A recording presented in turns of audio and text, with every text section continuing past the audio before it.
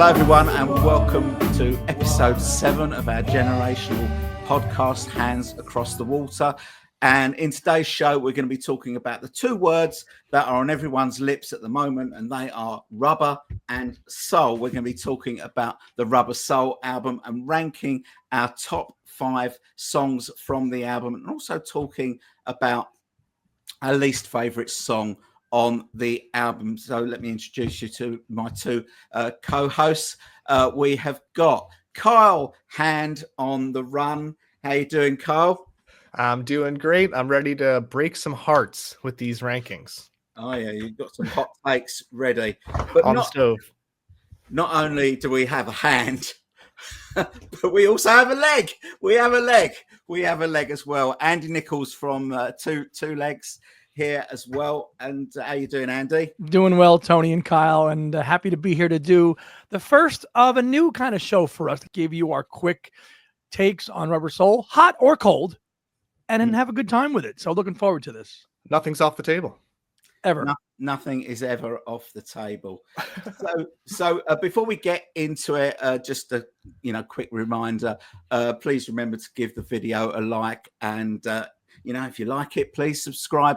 Giving us a like really helps our video get out to more people, so it is really important. So leave us a comment as well. Also, we've got an Instagram account, a link to which is down in the description. So if you want to join us and the other 7,000 people that are following us on Instagram, please click that link and join us. So where should we start with Rubber Soul? Sort of, just a general bit of chat about the album, because I think that this is such an important album. It's a real sort of a real departure, I think, from the maybe, I hate using the word teeny boppers, but that kind the kind of thing that you associate with screaming girls, that they were concentrating so much more on what they were doing in the studio, introducing new sounds like the sitar and harmonium and a fuzz bass and all that sort of thing. And the recording took place between October and November 1965, apart from the track Wait, which is a leftover track from the Help sessions.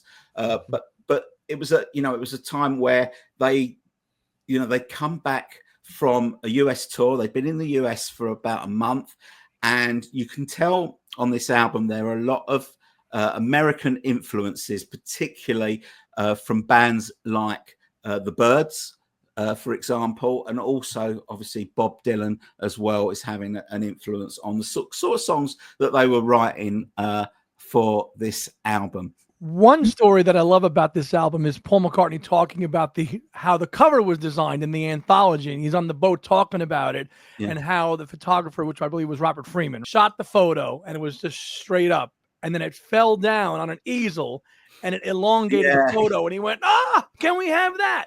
Yeah, Rubber Soul. I love that. I love that little bit from the anthology talking about also this typeface here for the words Rubber Soul. I mean, that was copied throughout all the hippie years, that sort of bubble writing. And the bloke that came up with that actually comes from my hometown. I don't know him, but he lives in lived in the town that I grew up in. Brilliant. Believe it's all. So that actually, he's right from your hometown. He came up with that logo. That's pretty cool, Tony. Yeah. Hometown hero. Yes. So I liked how you explained it. It's like a transition from screaming girls to girl. It's with a sharp intake of breath. A much more mature view on songwriting. They were writing about sex and stuff like that, which they'd never really openly done before. Just a general, more mature approach to the whole songwriting experience, I suppose. Yeah, I wonder how the world would have taken it if they went straight from Help to Revolver. right? Like Rubber Soul is like a necessary intermediary. It's a great bridge. It's a necessary bridge. I think that, I totally agree. I mean, I think the distance between Help and Rubber Soul is quite big, but it's not as big as the bridge between Rubber Soul and Revolver, I think. And you kind of need that step in the middle. Yeah. Another thing that really impressed me about the recording of this album was that apparently the Beatles were out of songs. That's why they had to reach into Wait. Yeah. That's why the Ringo song was written all the way back in 1959 or something like that. That I think it's a beautiful thing that they were like, boys, you're just gonna have to write some more. And you would think that they'd be like, all right, I gotta reach in deep into the recesses of my mind, or really just fart out some more teeny boppers, know what people like. But instead, John was like, all right, I'm going to reach into my soul.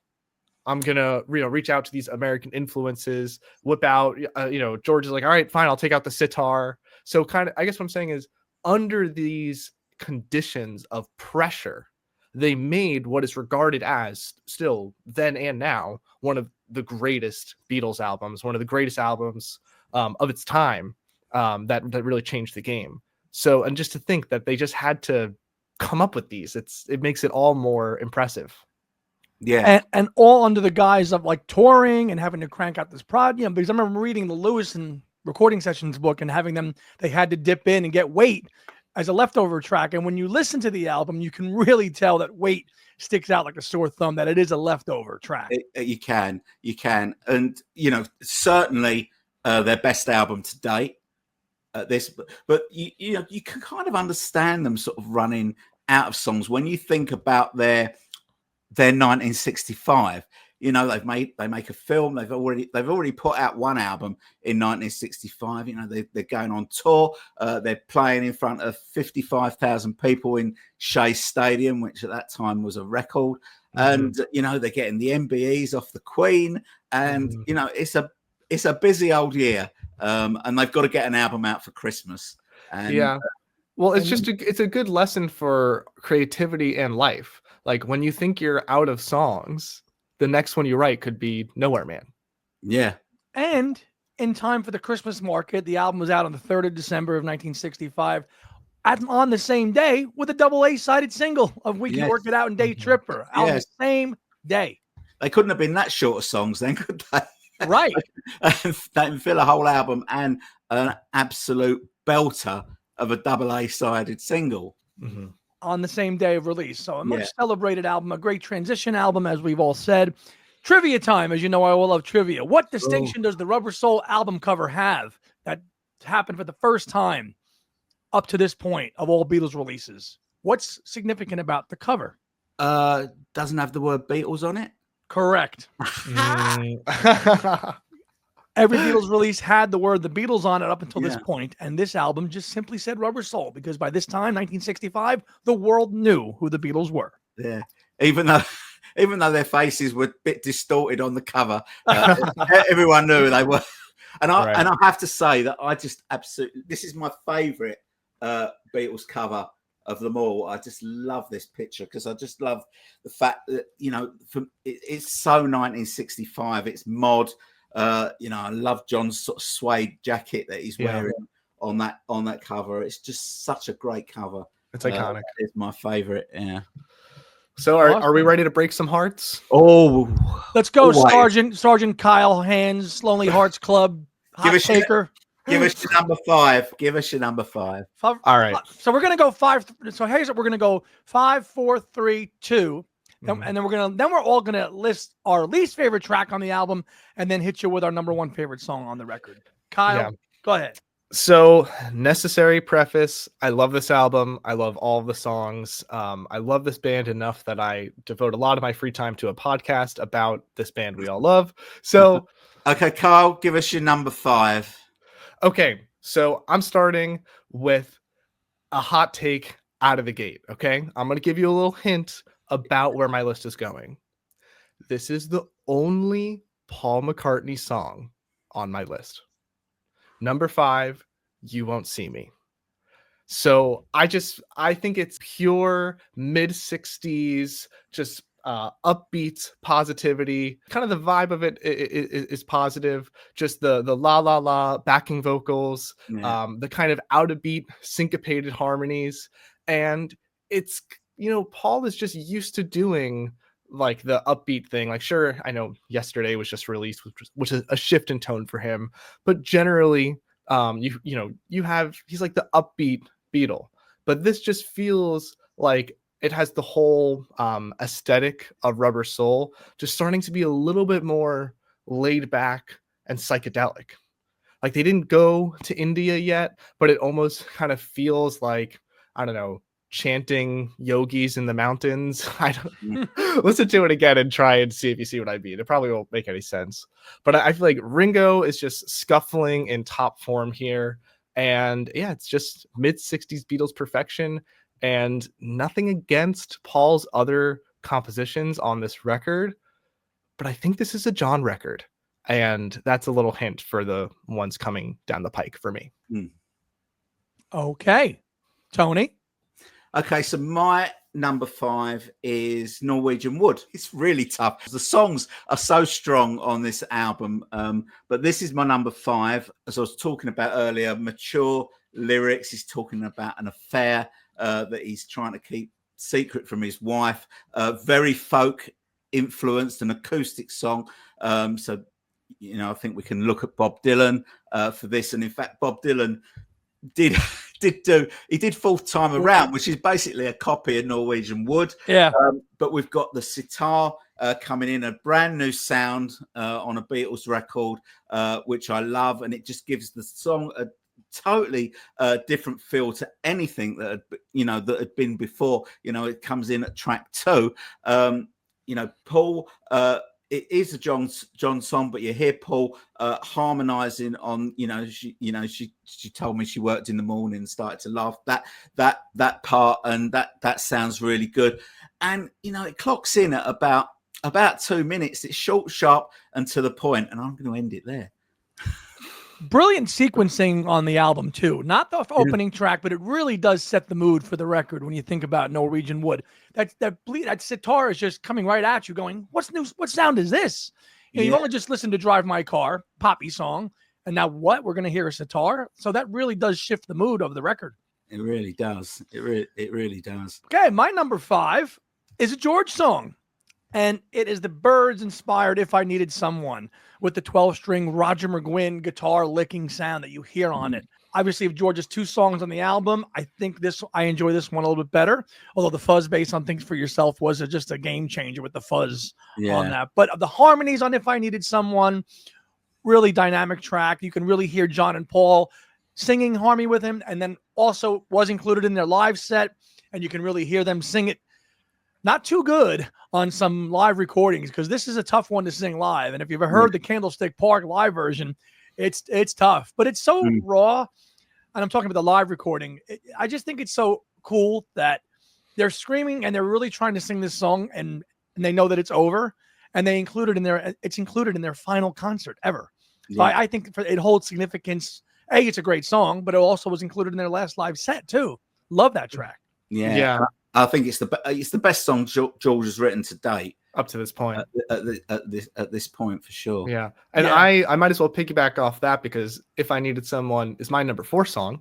So there you go. Adding on to what Andy said, it's again kind of like "You Won't See Me." It just breathes. It just embodies that like mid 60s. I don't know. It just feels like how the album cover sounds. Does that make sense? It does. I love the guitar riff. I think it's high energy, and the tambourine is a great touch too. But also, I think part of just why I love George and Ringo songs is I think that John and Paul in particular are just world-class musicians, best of the generation. And whenever they do backup, whenever they do harmonies, it just sounds so beautiful. And, obviously the strength of the Beatles is that their third best singer is George Harrison. And then you hear the monsters of Lennon and McCartney harmonizing behind George, and it really produces such an amazing sound. Yeah. Good point. Yeah. So that's why I love that one as well, to make it my number 4. Good middle 8 too on that song. Yeah, totally. I do really like that song. So my number 4 is Drive My Car. So I've always really loved this song. I think it's such a great opener with that lead guitar part at the start. And I was reading about this song, and apparently it came together at Weybridge. John and Paul got together for a writing session, and Paul came to, with some lyrics where he mentions diamond rings again. He'd already mentioned them in like Can't Buy Me Love and I Feel Fine, and that one that If You Got Troubles, is it, that got rejected? Yeah, that one. And John said, no, it's rubbish. It's rubbish. I mean, I'm not sure how much John changed the lyrics, but there were certain parts of it that he did change. And we hear in the song there's a dual line of lead guitar coupled by the bass as well, which was a trick that was used in a lot of Motown songs, around that time. And I think George was quite influential in like introducing that to the band, because I think he was the soul man really in the band. We know the plastic soul thing, that goes on. Again, sexual innuendo in the lyrics again. Great bass playing from Paul, and he uses a Rickenbacker on this album for the first time, because it gives it like a deeper sound, more tone to the bass than the Hofner, and he uses the Rickenbacker on this, and it sounds great throughout this album. And I love Ringo's syncopated drums on this. That he plays at the on the fourth line of it, of each verse on it, and the lead vocals I think are shared with John, sort of harmonizing on a full vocal, all the way through. But it's interesting that for a Paul song, John sings the "And Baby I Love You" bit, which is unusual, and I've always wondered why that line was sung by John rather than Paul, when Paul's singing, the rest of the verse. Anyone know? I don't know. Baby I love you. You saying that's John? Yeah, I think that's John. I always heard that as Paul. Okay, I think it's John. But what do you think, Kyle? I think that they both sing lead, but now that you're making me question it, I'm not sure. I always thought of it as like a joint song. Doing the "And Baby I Love You." So you think that's John? Definitely. I think, yeah, on that last line, I think that's just John. But wow. I might be wrong. What say you, viewers? Tell us. What do you think? Tell us down in the comments. Wow. Beep, beep, beep, yeah. Beep, beep, beep, beep. Yeah. What's your number 4, Andy? My number 4. Okay. Now, similar to what Kyle said, I only have one Paul McCartney song in my 5 as well. So it is a John heavy album, but we're not there yet. More on that later. But my number 4 is In My Life. And I think that is you want to call that not so much of a hot take, a lukewarm take, whatever. It's one of John's most iconic songs, in the vein of Strawberry Fields Forever and all those autobiographical songs. And this was the real growth in writing, a hearkening back to the youth that's happening in the lyrics and the songwriting now that you saw in Strawberry Fields Forever and Penny Lane, you see here at the beginning of In My Life. And it's quite amazing for a guy who was 24 or 5 at the time, writing lyrics like this. I know we take it for granted now with these lyrics within My Life, but this guy was 25 years old. I mean, it's an album cut. It couldn't have been a single, but I think it's such an iconic Beatles song that we kind of view it like a single, but it's not. You know what I mean? Yeah, of course. It's grown a life of its own beyond what the record label initially intended for it. I mean, let's think about that. When you watch the Beatles anthology for the first time, what's the first song we hear? In My Life. Mm-hmm. So it's just grown. It's taken on a life of its own since probably after John's passing. If anybody's watching, what was like, it was In My Life a big go-to song in the 60s where you were like, oh, Rubber Soul, I got to have it. But that track In My Life, that's the best song on the album. I'm just curious what first generation fans thought of that track when it first came out. Of course, it's like it's reached that like Imagine level now, right? Yeah. Like, so what you're saying, it's grown in stature, right?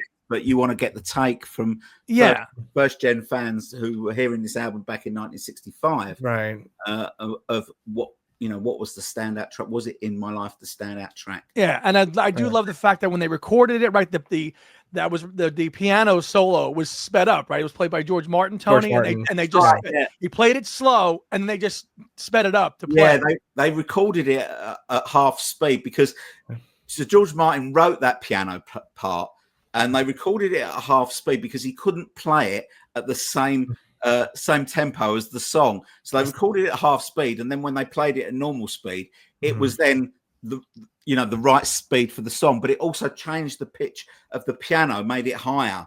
Right. So it kind of sounds like an electric piano or like a Hammond organ or something like that. Doesn't sound like a regular piano, but it is. It is, and also kind of related to, I just want to say George Martin's role, I think he actually ended up contributing a lot more on this album than just being a producer. He plays on In My Life. He's on a couple tracks where he's actually playing with them. Yeah. And also what I loved learning about In My Life is that apparently John said to George Martin, give me something Baroque. And then that's what George Martin wrote up, which kind of adds just to the whole like nostalgic feeling of In My Life. Yeah, but I mean, he actually wrote that piano solo, and he tried to do it in a kind of a Bach sort of style. That's my number 3. We've done it again. We did not plan this, but no, we didn't. No, we didn't. One step ahead. Yeah, you're one step ahead of me once again. I think that the double track vocals are incredible. The harmonies on this are lush and like melancholic in the most beautiful, again, nostalgic way possible. And I think that this one is such an important contribution because it adds variety to this new direction that John is going, that he's not just like the super surrealistic Norwegian good wood guy, because that is part of where he's going, but they never just go in one direction.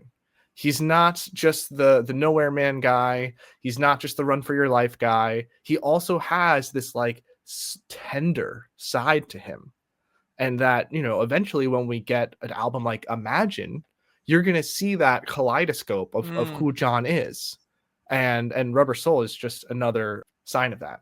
Number 3. My number 3 is Nowhere Man. You can really hear the influence of the Byrds on this with the jingly jangly guitars and the fantastic backing vocals and stuff like that. And it's again, this is another departure for Lennon because he doesn't often write songs in the third as the third person. Right. He usually writes. It's usually him. I did this and I did this and I love you and you love me and all that sort of thing. But he's writing a song in the third person here, but he adds to that by saying, isn't he a lot like you and me, sort of thing. Yeah. So, in some parts of the song, he's almost mocking this fictional, nowhere man character, but he's also saying actually he's a little bit like me as well. For me, that song is a kind of, that sort of, introspective song that he wrote with I'm a Loser and Help. And I kind of put this in that same category. There's a great twin guitar solo played by John and George in this as well. I just think this is a really, really interesting song. So it's my number 3. Yeah. And following up right behind you, it's also my number 3. Okay, we're matching up. It's my number 3 as well. Wait, can I just? I'm sorry. I before you go on, it's my number 2. Really? So we got 3 in a row here. Yeah, but yeah, you go first, though. No, I can't add to any more to it than Tony. Just that I love the vocals on it, the harmonies. Again, another one that they tried live. It's always going to be one of those bona fide John Lennon Beatles songs. That's why it was included on the Red Album. And I will say, when you did hear it on the Yellow Submarine remix for the first time, again, we've talked about that a few times on our show, hearing that, and you're listening to on your headphones, and you're hearing no instrumentation. It's just the vocals to open up the song. And you're like, brilliant and bright and vibrant, and you're hearing these vocals in your ear, and you're hearing John and Paul singing He's a Real, and then the song starts. And I do love the guitar solo that ends with the little ting. I love that. Yeah, so little harmonic that is, and it's really, so they're making all these new sounds and stuff like that, right? Yeah. And I think the other thing you can say about this song is that not only is he kind of maybe mocking mocking the Nowhere Man and you know, but saying he's a bit like me, but he's offering advice as well. So is he like talking to, you know, Nowhere Man, don't worry, and all this sort of thing, and you know, Nowhere Man, please listen, you don't know what you're missing. Yeah. That sort of stuff. It's such an interesting song. So he's talking to himself and he's talking to you both as the Nowhere Man. Yeah. I mean, I think this one also just has that laid back mid 60s vibe, this laid back shift that was happening at the time that I also see in You Won't See Me. I mean, he literally says, don't worry, take your time, don't hurry. That's where the culture is going. And it's always a tough conversation of, are the Beatles pushing it there? Are they just following the lead? The answer is definitely somewhere in between. But this song is a signpost of where that culture is going, especially to kind of that late 60s psychedelia. And they're writing it in 65. It was, and we're not going to spend a lot of time on it, but we do know that a lot of this music was written under the influence of drugs, right? Yeah. So for sure. And they quoted that. This was the Pod album. Yeah, they're smoking pot like it's going out of fashion. So in fact, it was coming into fashion. Yeah, like, maybe Kyle, what you're saying is this whole laid back approach because they're just they're all buzzed up and they're just taking it easy, writing lyrics that are just take your time, chill, we can work it out. Hey man, take it. Hey man, Nowhere Man, it's all good. Like that vibe is across the whole record because they were having a good time while they were doing it, but doing it so damn well. That's what's great about them, and especially what helps of having some adults in the room like George Martin to direct them a little bit. Enough of that. Put the herbal jazz cigarettes down and let's go to work now, boys. But it depends. It's what's your favorite type of Beatles? Some people might prefer this to Please Please Me, or even Hard Day's Night. So I just think that Nowhere Man is really mid 60s Beatles at their finest. It's confessional John, which I love. I mean, Plastic Ono Band is one of my favorite albums of all time. And again, we're getting these seeds of who John would later become. And I think that, sure, it's in early Beatles too, but you're really seeing them start to take root, take sprout here in Rubber Soul, especially with Nowhere Man. Indeed. Yeah. Hey, well, that was your number 2. So that was my number 2. There we go. As we roll on, Tony. Yeah. So my number 2 is Girl. Is my number 2. Great one. So a bit like Norwegian Wood. It's another story song. It's got this kind of Greek. Am I misinterpreting? It's got this kind of Greek feel to it. The way that the acoustic guitars sound in this, especially during the solo, like it sounds a little bit like a bouzouki. And it's just really interesting musically, with a lead guitar solo playing underneath the third verse, and then at the end of that third verse we get the lead guitar solo, which is an acoustic guitar solo, played on its own with another guitar just playing the same as those. It's got the whole, the intake of breath. I think it's a great, great vocal from John, and that's my number 2. That was tough to keep off my list, which is, I guess, spoiler for my number 1. But yeah, really great song. That one also has some staying power. Not quite the same stature as In My Life, but I think that it definitely has like a life of its own beyond Rubber Soul. It's a song that builds up a lot of dramatic tension in it too. When you get to the last verse, was she told when she was younger and all that, you're like, what's going to happen to the end of this song? You feel that tension in the song when you hear John deliver that lyric. I'm gonna go out on a limb, don't remember exactly. This was not on the Red Album, right? It was on the Red. It is. It is? Okay. Please cut that out. Okay. No, I'm just kidding. No, you don't have to. It's on the Red Album. Yes. Well, okay. So what I'll say is this was very, very much needed to have a proper stereo mix, because I'm surprised we never talked about this yet, that I don't know the numbers exactly, but it feels like the most amount of new mixes we got from that Red and Blue remix in 23 was just Rubber Soul. Like the best part of it was like just half of Rubber Soul being 9 remixed. tracks. Yeah, if you include Day Tripper, and we can work it out from the same sessions, then it's 3/4 of the album that's already done. Yeah, I mean, I did actually mean to say something about the mixes, because as things stand at the moment, the mono mix is the one to go for on this, because the panning on the stereo mix is terrible. It's one of the worst for the panning. Almost every song is music on one side and singing on the other, but on the mono it's much better. But when you listen to those mixes on the Red album, anyone that says that the red and the blue weren't worth the light sort of thing, to hear these songs remixed, the ones that are on it, they are the best versions that we've got at the moment in stereo. Well, do you prefer the Red album stereo over the mono for Girl? Yeah, because I'm generally a stereo bloke. I grew up on the stereo, and that's why I love all these remixes, because I want to hear these albums that I grew up with in the best possible sound quality, and we haven't got that at the moment for Rubber Soul, but we have got it for half of the album. This one had a bit of controversy too when it first came out on CD, Tony, right? The initial run on CD, it wasn't really the right stereo mix. That's why when you got the mono box on CD, they included the 1965 George Martin stereo mix on top of it. Yeah, to give that to you because the stereo mix that went out on the first CD run was not right. No, it made it all a little bit odd having the original stereo mix on a mono box set, but they included it. I guess that it's only a 35-minute album, so they had room to put it on, so why not? My number 2 is a track that we've talked about already. It was Tony's, I believe, number 5, and that's Norwegian Wood. For all the reasons said. Yeah. So again, a song that you just hear it and you identify and go, that's Rubber Soul when you hear that song. Probably one of my earliest memories hearing that and going, what's that weird sound? I didn't even know what a sitar was at the time. Too young and too naive to understand that. But again, like these songs in my life, you just gravitate towards them. I would more than say Girl or Wait, defining mid-period Beatles, Under the Influence maybe.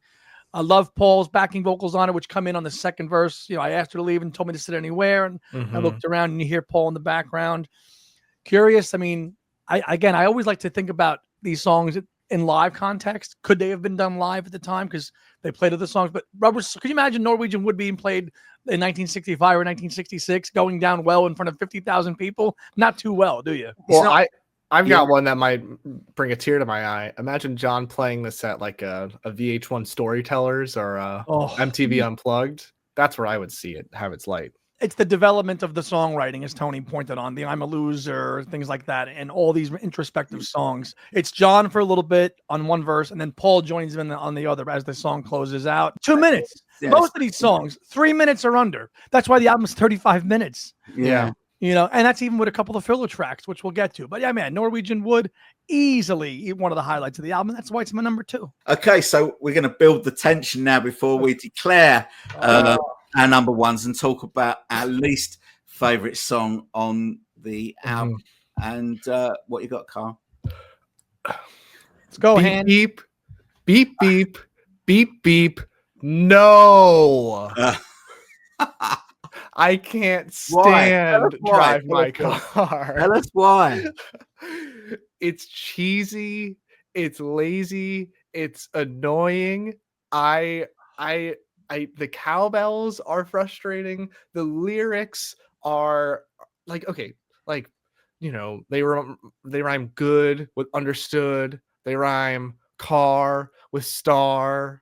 It just feels like a kid song, and I love Yellow Submarine as like a kiddie song, but this one just, and also I think as Paul being my favorite vocalist of all time, just this weird slants that he has to his vocals, like it's like him trying to do a little bit of "Oh Darling," but maybe not going far enough. Of like, it's just like nails on a chalkboard to me. What was that? That's Paul. That's why I don't know who he's impersonating. I don't know what 45s I need to take out of his collection so he never sings like that again. So I think he was going for a little Motown type vibe on this. That is the hottest take I've ever heard. I love Paul doing Motown. proportions. No, come on. I Wow. love Paul doing Motown. I mean, I love Why Don't We Do It in the Road. I love the miasma. Is that a word? Just the varieties of that Paul does. This one doesn't do it for me. Damn. Beep, beep, beep, beep, skip. Look at No. you. Beep, beep, beep, beep. I'm playing that later when we go to see the Fab Four on loop. What? Beep, beep. It's just cheesy, man. I hate it. Well, I mean, for my money, the beep, beep, beep, beep. Yeah, it might be a little bit cheesy, but just, I mean, the song's about shagging. And you know, it's not a kid's song. It's not a kid's song, but you got to listen. From a musical point of view, I think it's a great song. Tony, I mean, the drumming as a you're drummer, Tony, tell me about the drumming on this for Ringo. You must be just mesmerized by Ringo's drumming on this. Yeah, I mean, we did actually used to do this in the band, so I love drumming to it. It's interesting. You know, there's a cowbell going on a tambourine. The cowbell is, you know, really loud in the early mix, and I noticed in the new Red album mix they've toned that down quite a bit. But yeah, you know, it's a quite a straightforward drum track that Ringo's doing, apart from that sort of syncopated bits at the end of each verse. I've got a car and it's breaking up, and I've got a driver, and that's a start. Yeah, that. He kind of just beats it out. He's not playing a groove there. He's just playing, you know, a few snare shots on that part. But yeah, direct your hate mail and comments to the Hand on the Run. Yeah. And hey, not to ruin this whole act of angry critic, but you know, the worst song for my favorite band is still a 5 out of 10. So don't come at me too hard. Okay. And Andy, what you got? My least favorite song on Rubber Soul. Okay, maybe not a hot take. I just feel after a majestic album, 13 tracks into it of wonderfulness, and you hear this kind of lame duck song at the end of the album, and that's Run for Your Life. And I know it's a song that gets a lot of criticism, you know, about the John jealousy stuff, as the Hand has said in the past. He doesn't like John's jealousy songs. I just don't like the song. I think it weighs down, and it's a really crappy ending to a fantastic record. And it's just a lazy piece of songwriting. And John knew it himself. He said as much as himself in his life. And I know it was based on Baby Let's Play House by Elvis Presley and all that. But I just think it's a bit of a weak song. And it really, the album kind of ends on a whimper with Run for Your Life. I don't like it. And I listen to it because I'm listening to Rubber Soul, but by the time I get to it, I'm like, it's only 2.5 minutes. I'll listen to it and not going to skip it. But I would never go on a playlist. No. Do you think that it might have a better standing if it was on a weaker album? Like maybe if it was on Beatles for Sale, do you think it might raise in stature? Or do you think, I guess what I'm saying is because this is such a killer John album, that it just floats to the bottom? I think it's because, you get the strength of Nowhere Man and Norwegian Wood and Girl. Okay. And then a song like Run for Your Life, it's going to pale in comparison to those epic Lennon compositions. Yeah. I think it would be stronger if it didn't have such, misogynist lyrics to it. I know that the opening line, I'd rather see you dead than be with another man, comes from the Elvis song Let's Play House, Baby Let's Play House. And it's just there's other stuff in there that's that we would say is probably not acceptable these days. And I almost picked this one as my least favorite. The thing about this song is I really like it musically. I like the guitar playing in this song. I kind of like that sort of bouncy country feel to it, but the lyrics are terrible. And musically you like it, but lyrically, nothing. And it was the musical aspect of it that just kept it as, if I was doing the full ranking, it would be track 13. So so the one that I've gone for is Wait, because it does, as you said earlier, Andy, it does stand out a little bit like a sore thumb. It kind of sounds like a Help outtake. I think they probably brushed it up a little bit during the Rubber Soul sessions, but I think most of it was recorded during Help. And when I was researching this song, something interesting is Paul says in the Barry Miles book many years from now that he wrote the whole song. But John sings the main lead vocal on this, with Paul singing the mid late, and the bit that he says, "I feel as though you ought to know that part." But I think it's a little bit back to the kind of "I love you and you love me" type songs from the early days. But in another interview, John said he didn't remember. Has no recall of ever writing that song, so it must be one of Paul's. Yeah, so that was my pick. I feel so much better. I thought I was going to have to come to bat and defend What Goes On. So I'm so happy that you guys, saved here. No, we know you love What Goes On. I love What Goes On. No, I like What Goes On as well. Yeah. All right, Hand. Number one. So I was biting my tongue not saying this earlier. Andy, I am again one step ahead of you here with my picks. Norwegian Wood, your number 2, is my number 1. So both of you have already spoken about it. I love the song. I think, we never really discussed our criteria for choosing these. Like, are we saying favorites? Are we saying best? I think it's always a mix of both. I think that I love this song on its merits, no doubt. I think Andy and Tony has already spoken to that, but I can't understate its importance for the culture of where things were going.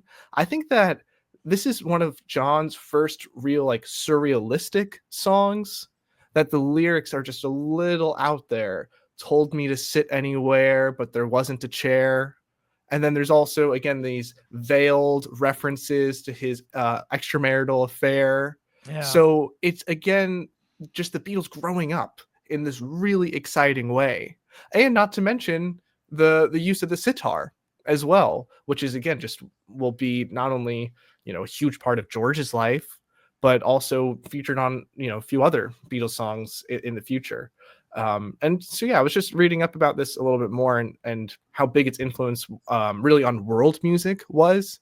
It's just, we can never take it for granted how easy it would be for the Beatles to make Please Please Me twice a year for 10 years. And I don't know, maybe the culture would have moved on, but they could have just kept doing what people expected them to do. And I feel like this song, among all the other John songs that I love on this album, are him really moving the goalpost here of changing not only the songs that he wants to make, but what's possible with a song. So if that's a little bit hyperbolic, excuse me, but I love Norwegian Wood, and, the Beatles, you should check them out. They're a great band. All right. Okay, so my number 1 is In My Life. This is the top 10 Beatles song for me. Always really loved it, but I think it kind of means more to me as you get older. The way that John sets out this song, where he's talking about people and places, bringing back memories of of those people and places. You kind of remember what you were doing when you were in that place, who you were with, that sort of thing. And I think he just gets it absolutely bang on. I'm not going to say too much about it because Andy's, you both talked about this song already, but I also made a mention, in my notes about that I just really love that piano solo in the middle. It kind of, it sounds like a harpsichord, but it's not. But this is just an absolutely top-notch Beatles song for me. It's top 10. I think it's a song that, depending on where you are in your life, means different things. Yeah.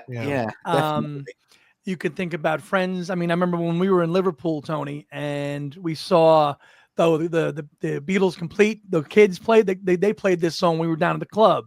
Yeah. And it doesn't matter where you are, when you hear the lyrics, and some have gone and some remain, you can't help but think about your family, people that have passed or moved on. So I think it could be number 1 for a lot of reasons. It's got sentimental value for everybody. It's a universal message of your life. and where you've been and the people that you've encountered and the people that you don't talk to anymore, or people that moved on. And that's a universal truth for everybody. Yeah. Didn't George veto the name Long and Winding Road for Anthology, or like, you know, when it was like really early in development? I wonder if in my life he did want it named after a Paul song, right? He did. I wonder if in my life would have been more of like a political, you know, like a winner there. That would have been a good one. I remember just thinking about being in the club, and going back to Liverpool was so important for me because my grandmother helped me out a lot with logistics and getting over there. And when being back in Liverpool and hearing In My Life, I mean, I couldn't help but just shed a tear thinking about her in that moment. And that's what that song represents when you hear it. It means something, you know, everybody thinks about their family or something when you hear that song. So Tony, bravo on making it a number one. It's a no-brainer. It is, yeah, and it's an emotional song for me, for sure. But yeah, that's my number one. So what you got, Andy? So we've just talked about how this whole album is so John focused, right? And it's a John heavy album. Well, guess what? My number one ain't a John song. My favorite song on Rubber Soul, number one, top 10 McCartney Beatles song of all time. Track 3, You Won't See Me, for the win. Best song on Rubber Soul. Absolutely. Starts out with a bang. When I call, cymbals crash right out of the gate. I absolutely love it. I didn't even know when I was a kid, I didn't know what the word engaged meant. What's he talking about? Your line's engaged? It's busy. It's busy. I'm like, what is he talking about? When I call you up, your line's engaged. I could listen to this song 100 times a day and never get tired of it at all. All of it, the pacing of it, the backing vocals of it, the counter melody, the la la la la's, the time after time bit, you know, I was missing all that. Oh my God. And when Paul played this live for the first time in like early 2000s, dropped the mic. He finally played You Won't See Me. Deep cut. The single that never was, You Won't See Me. You heard it here first. I absolutely love this song. Banger, top 10 Paul Beatles song ever. I'm with you on that. I really struggled to not put it higher than 5, but I'm happy I included it on my list. Wait, so Andy, that you know what that means? I just realized we have the exact same 5, except You Won't See Me is my 5 and You Won't See Me is your 1. Otherwise, it's the exact same. But what do you think of my analysis? Do you think it's laid back, or is that a wrong description? You Won't See Me? Because I think it's upbeat and laid back, which doesn't make sense. Well, that's how I feel. This is Paul and Jane going through their relationship at this point, and really the song was written. She was an actress, right? And they couldn't get in touch, and he was frustrated because he couldn't get in touch with her. Just something about it, just like it is high energy, but it's just a little bit like psychedelic. I don't get that from this song. I get energy and excitement. I don't get laid backness at all when I think of You Won't See Me. I think of like right out of the gate energy. But I know what you're saying. I think like it's when he like opens up and does that like big vocal, like when he says like your lines engaged, like just something about that. Just I don't know if they have like phasers on it or some sort of effect, but it just feels a little bit ethereal. Tony, what do you think, man? I think it's a great song. You know, I've only got five spots, but I didn't see this coming at all, Mr. Nichols. I did not see this coming, and so well done for praising a real deep cut, on a John Heavy album. But yeah, those are on a John Heavy album, and I would, I'd probably have this at number 6 or 7, along with The Word. I love The Word. Again, another John song, but I just love that. But Paul's bass playing in that's brilliant. Anyway, I'm not going to go on about the things that the songs that didn't make it. Okay, so. Thanks very much for watching, everyone. I hope you've enjoyed this show. Please remember to like and subscribe and all that good stuff. Give us your top 5 and your least favorite song on the album down in the comments. We'd love to read them, and we will respond to them as well. Okay, that's all from us for this week, and we'll see you all next week. Beep, beep. Beep, beep, yeah. Yeah.